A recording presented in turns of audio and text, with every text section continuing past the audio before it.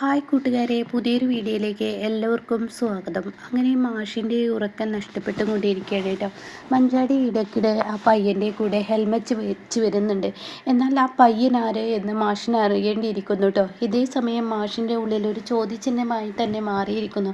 അത് തിരികെ വന്ന ജീവൻരാജാണ്. തൻ്റെ മകൾ ഏത് സമയവും ഫോണിൽ കുറിക്കുന്നതും കാണുന്നു.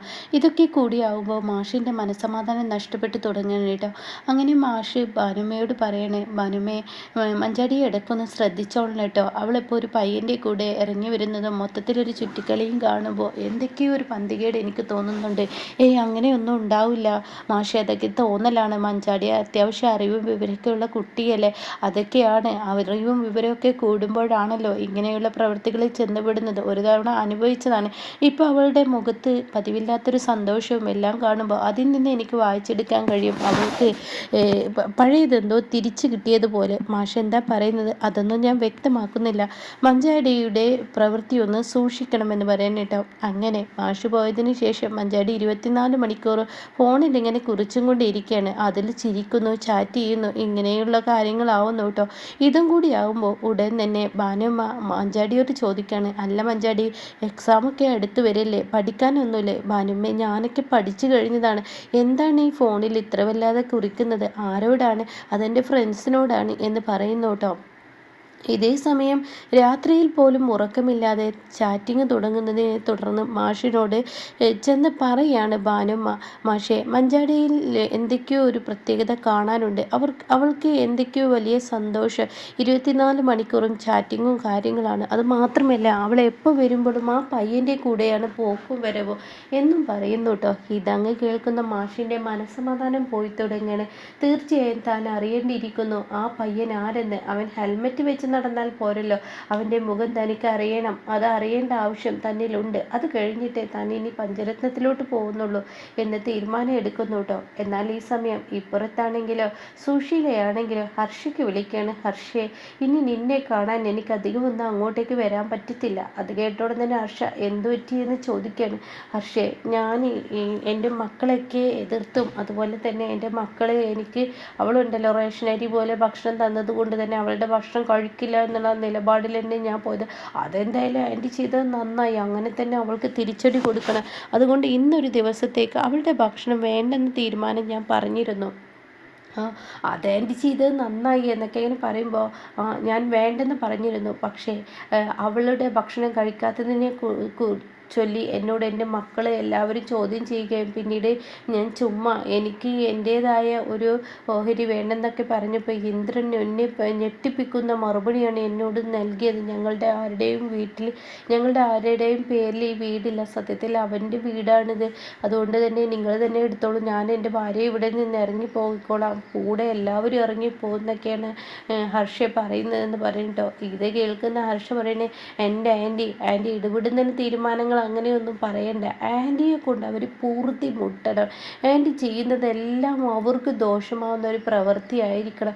അങ്ങനെ ആൻറ്റി ചെയ്താൽ മതി. എന്നെ കാണാൻ ഇനിയിപ്പോൾ കുറച്ച് ദിവസത്തേക്ക് വന്നില്ലെങ്കിലും ഒളിച്ചും പാത്തൊക്കെ എത്തിയാൽ മതി. അത് കേട്ട ഉടനെ ശരി ഹർഷേ, ഞാൻ എന്താ ചെയ്യേണ്ടത്? അങ്ങനെ എന്തൊക്കെയോ കുശലങ്ങൾ ഇങ്ങനെ പറഞ്ഞു കൊടുക്കുന്നുണ്ട് കേട്ടോ. ഇതേ സമയം ഹർഷേ, എന്നാലും ഇത് വേണോ? അത് വേണമെന്ന് പറയാൻ കേട്ടോ. അങ്ങനെ പിറ്റേ ദിവസം രാവിലെ നീച്ച പാടെ സുശീല ചെയ്യുന്നത് കുറച്ച് ക്രൂരത പിടിച്ച പ്രവൃത്തിയാണ് കേട്ടോ. തനിക്ക് കുടിക്കാനുള്ള ചായ മുറ്റത്ത് 3 ഇഷ്ടികക്കല്ലും കുറച്ച് വിറകും ഒരു പാത്രമൊക്കെ എടുത്തു കൊണ്ടുപോയി മുറ്റത്ത് വെച്ച് അടുപ്പ് കൂട്ടുന്നത് കാണുമ്പോൾ ഈശ്വര, പറയാൻ വാക്കുകളില്ല. ഇവർക്കൊക്കെ അടിമുടി കയറുകയാണ് കേട്ടോ. സോനയാണെങ്കിൽ തൻ്റെ അമ്മയ്ക്കുള്ള ചായയുമായി വരുമ്പോൾ തൻ്റെ അമ്മ മുറ്റത്ത് ഇങ്ങനെ അടുപ്പ് കൂട്ടുന്നത് കാണുക. ഇത് കാണുന്ന സോന, അമ്മ എന്താ ഈ കാണിക്കുന്നത്? അപ്പോഴേക്കും സത്യനും ശ്യാമൊക്കെ എണീറ്റ് വരികയാണ് കേട്ടോ. അപ്പോൾ ഉടൻ തന്നെ എനിക്കുള്ള ചായ ഉണ്ടാക്കുകയാണ്. അമ്മ മനഃപൂർവ്വം ഈ വീട്ടിലെ മനസ്സമാധാനം കളയുകയാണ്, പ്രശ്നം ഉണ്ടാക്കുകയാണ് അമ്മ ചെയ്യുന്നത്. പിന്നെ ഞാൻ എന്ത് വേണമെന്നടി നീ പറയുന്നത്? എനിക്ക് അടുക്കളയിൽ കയറാൻ പറ്റില്ല. ഞാൻ അടുക്കളയിൽ കയറി ഭക്ഷണം ഉണ്ടാക്കാൻ പാടില്ലെന്ന് ഒരുത്തിയുടെ ഓർഡർ. ഒരുത്തിയാണെങ്കിൽ അടുക്കളയിൽ കയറാനും അമ്മയെ കൊണ്ട് പണി കഴിപ്പിക്കാനൊന്നും പാടില്ല എന്ന് 2 മരുമക്കളും ഓർഡർ ഇട്ട് കഴിഞ്ഞാൽ എനിക്ക് നേരാവണ്ണത്തിന് എന്തെങ്കിലും കുടിക്കുകയും തിന്നുകയൊക്കെ വേണ്ടേ? ജീവൻ നിലനിർത്തണ്ടേ? എണീറ്റ് നടക്കണ്ടേ? എൻ്റെ ആരോഗ്യം ഞാൻ ശ്രദ്ധിക്കണ്ടേ? അപ്പോൾ ആരെയും ബുദ്ധിമുട്ടിക്കുന്നില്ല. എല്ലാവർക്കും സുശീല ഭക്ഷണത്തിൽ വിഷം കലക്കിയോളല്ലേ, അതുകൊണ്ട് വീണ്ടും ചെയ്യുന്നുള്ള പേടി എല്ലാവരും ഉണ്ടാവും. തെറ്റും പറയാൻ പറ്റില്ല, അങ്ങനെ സുശീല ചെയ്തു പോയല്ലോ. അതുകൊണ്ട് തന്നെ ഇനി ആരും എന്നെ വിശ്വസിക്കത്തില്ല. അതുകൊണ്ട് ഞാനൊരു പണി ചെയ്തേക്കാം, ഞാൻ എനിക്കുള്ള ഭക്ഷണങ്ങളെ മുറ്റത്ത് വെച്ച് ഉണ്ടാക്കിക്കോളാം. അത് കേൾക്കുന്ന സോനക്കങ്ങ് ഭ്രാന്തിളകി. അപ്പോഴേക്കും സത്യം പറയണേ, ഇതൊരിക്കലും അനുവദിക്കില്ല. അതിനെന്തിനാണ് അനുവാദം? എൻ്റെ മുറ്റത്ത് ഞാൻ കുറച്ച് ഭക്ഷണം എനിക്കുണ്ടാക്കുന്നതിന് നിങ്ങളുടെ അനുവാദം എന്താ? ഇനിയിപ്പോൾ നിങ്ങളുടെ ഭക്ഷണ സാധനങ്ങൾ എടുക്കുന്നതിനാണോ നിങ്ങൾക്ക് പ്രശ്നം? അപ്പോഴേക്കും സോന പറയണേ, അമ്മേ നാട്ടുകാരെ കൊണ്ട് ഓരോന്ന് പറയിപ്പിക്കാതെ അമ്മ ഒന്ന് അടങ്ങുന്നുണ്ടോ? നാട്ടുകാർ പറയും ഈ വീട് രണ്ടാക്കി തിരിച്ചിരിക്കുന്നു എന്ന്.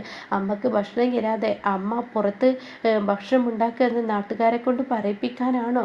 ഞാൻ ആരെയെ കൊണ്ടും പറയിപ്പിക്കാനല്ല, എൻ്റെ വയറ് വിശന്നിട്ടാണ്. എന്തെങ്കിലും കഴിക്കണം എന്ന് തോന്നിയാൽ കഴിക്കണം. ആരുടെയും കയ്യും കാലും പിടിക്കാനും റേഷനരി പോലെ ഭക്ഷണം കഴിക്കാനും എന്നെ കൊണ്ട് പറ്റത്തില്ല. അപ്പോഴേക്കും ശബ്ദം കേട്ട്, എന്താ അനു പ്രശ്നം? അങ്ങനെ അനുഭവം പറയണേ. ഇന്ദ്രേട്ട അങ്ങോട്ട് നോക്ക്. അങ്ങനെ ഇന്ദ്രൻ ഈ ഒരു സീന് കാണാൻ കേട്ടോ. അപ്പോൾ സോന പറയണേ, ഇതൊരിക്കലും നടക്കത്തില്ല. അപ്പോൾ ശ്യാം പറയണേ, ഇത് നടക്കത്തില്ല. അല്ല, നീ എന്തിലും ഏതിലും വിലങ്ങുതടിയായി നിൽക്കുന്ന എന്തിനാ ശ്യാമേ? ശ്യാമിനിൻ്റെ പണി നോക്കിയാൽ പോരെ? അല്ല, ഇത് ഞങ്ങളെയും കൂടി ബാധിക്കുന്നതാണ്. എന്നപ്പോഴേക്കും സത്യം പറയണേ, ഇത് ഞങ്ങളെ മക്കളെയാണ് ബാധിക്കുക. നാട്ടുകാർ കണ്ടു കഴിഞ്ഞാൽ നാട്ടുകാർ പറയും അമ്മക്ക് ഭക്ഷണം കൊടുക്കാതെ അവരെ പുറത്താക്കിയതുപോലെ. അവർ പുറത്ത് വെച്ച് ഭക്ഷണം ഉണ്ടാക്കുന്നത് കണ്ടില്ലേ? അങ്ങനെ നാട്ടുകാരെ കൊണ്ട് പറയിപ്പിക്കുന്ന രീതിയാണല്ലോ നിങ്ങൾ ഇതുവരെ ചെയ്തിട്ടുള്ളത്. സോന പറയുന്നത് ശരിയാണ്. അമ്മ കാരണം ഇന്നേ വരെ നല്ല പേര് ഞങ്ങൾക്ക് കിട്ടിയിട്ടില്ല, ചീത്ത പേര് മാത്രമേ ഉള്ളൂ. അതുകൊണ്ടേ അമ്മ ഭക്ഷണമൊന്നും ഉണ്ടാക്കണ്ട, അമ്മക്ക് ഭക്ഷണം ഞാൻ ഉണ്ടാക്കി തരാം. വേണ്ട മോളെ, ഞാൻ തന്നെ ഉണ്ടാക്കി കഴിച്ചോളാം. ഞാൻ പറഞ്ഞല്ലോ അമ്മ, ഇതൊന്നും ഇവിടെ നടക്കത്തില്ല. ഇതൊക്കെ കേട്ടിട്ട് ഇന്ദ്രൻ നിൽക്കുന്നെന്ന് കാണുമ്പോൾ ഉടൻ തന്നെ ഇന്ദ്രനോട് സത്യം പറയണേ, ഇന്ദ്രേട്ട ഇത് കണ്ടില്ലേ ഈ അമ്മ കാണിക്കുന്നത്? അത് കാണുന്ന ഇന്ദ്രനങ്ങ് ദേഷ്യം കയറുകയാണ് കേട്ടോ. ഇന്ദ്രൻ പറയണേ, അവരെന്താച്ചാ കിടന്ന് കാട്ടിക്കൂട്ടെ, നിങ്ങൾ ഇങ്ങോട്ട് പോര് എന്ന് പറയാൻ കേട്ടോ. ഇതേ സമയം ഇന്ദ്രൻ അകത്തോട്ട് അങ്ങ് കയറിപ്പോവാണ്. ഈ അകത്ത് കയറിപ്പോയ പാടെ അനുപമയും പിന്നാലെ പോകുന്നു. അപ്പം അനുപം പറയണേ, ഇന്ദ്രേട്ട ഇത് ഞാനല്ലേ ഇപ്പോൾ ഇത് ഫസ്റ്റ് തുടങ്ങി വെച്ചത്. അതുകൊണ്ട് തന്നെ നീ തുടങ്ങി വെച്ചില്ലെങ്കിൽ ഇത് ഇങ്ങനെയൊക്കെ തന്നെ വരുള്ളൂ എന്ന് എനിക്ക് നന്നായി അറിയായിരുന്നു അനു. അതുകൊണ്ടാണ് ഞാൻ ഈ വീട്ടിൽ നിൽക്കണ്ടെന്നും നമുക്ക് വേറൊരു വീടെടുത്ത് താമസിക്കാമെന്നും നിന്നോടുള്ള പകയാണ് എൻ്റെ അമ്മ കാണിച്ചു കൂട്ടുന്നത്.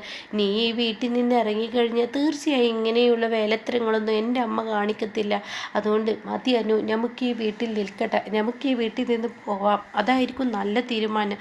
അല്ലെങ്കിൽ നാട്ടുകാർ ഓരോന്ന് പറയും, ഞാനും നീയും മക്കളൊന്നടക്കം അമ്മക്കൊന്നും കൊടുക്കാതെ ആ പാവത്തിനെ പുറത്തിട്ട് കഷ്ടപ്പെടുത്തുകയാണെന്നൊക്കെ.